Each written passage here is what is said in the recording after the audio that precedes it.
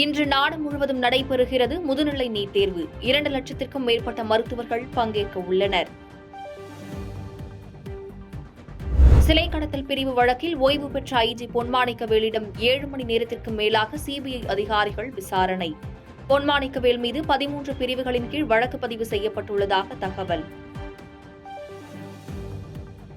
SEBI தலைவர் மதாவி தன்னுடைய பதவியை தவறாக பயன்படுத்தி ஆதாயம் அடைந்து வருவதாக ஹிண்டன்பர்க் குற்றச்சாட்டு. முறைகேட்டில் உடந்தை என்பதால் அதானி குழும பங்குதாரர்கள் மீது நடவடிக்கை எடுக்கவில்லை என புகார். வயநாட்டில் நிலச்சரிவால் பாதிக்கப்பட்ட நிவாரண முகாம்களில் தங்க வைக்கப்பட்டுள்ளவர்களை சந்தித்து பிரதமர் மோடி ஆறுதல். பெற்றோர் மற்றும் குழந்தைகளை இழந்தவர்களை கட்டி அணைத்து ஆறுதல். தமிழ்நாட்டில் கோவை, நீலகிரி உள்ளிட்ட மாவட்டங்களில் இன்று மிக கனமழைக்கு வாய்ப்பு. சேலம், தருமபுரி, கரூரில் கனமழை பெய்யக்கூடும் என தகவல். நடப்பாண்டில் 2வது முறையாக முழு கொள்ளளவை எட்டியது வீராணம் ஏரி. பாசனத்திற்காகவும் சென்னை குடிநீர் தேவைக்காகவும் தண்ணீர் திறக்க நடவடிக்கை.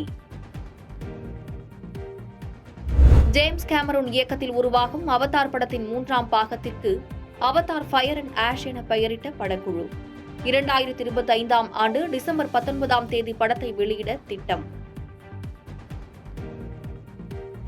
காஷ்மீரின் அனந்த்நாக் மாவட்டத்தில் ராணுவ வீரர்கள் 2 பேர் வீரமரணம். வனப்பகுதிக்குள் தேடுதல் வேட்டை நடத்திக் கொண்டிருந்தவர்கள் மீது பதுங்கியிருந்த தீவிரவாதிகள் சரமாரியாக சுட்டதில் மேலும் 3 காயம். இஸ்ரேல் பிரதமருக்கு எதிராக சாலையில் திரண்ட மக்கள். காசாவில் உள்ள பிணை கைதிகளை மீட்க நடவடிக்கை எடுக்குமாறு வலியுறுத்தல். பாதகம் செய்பவரை கண்டால் நாம் பயங்கொள்ளலாகாது பாப்பா.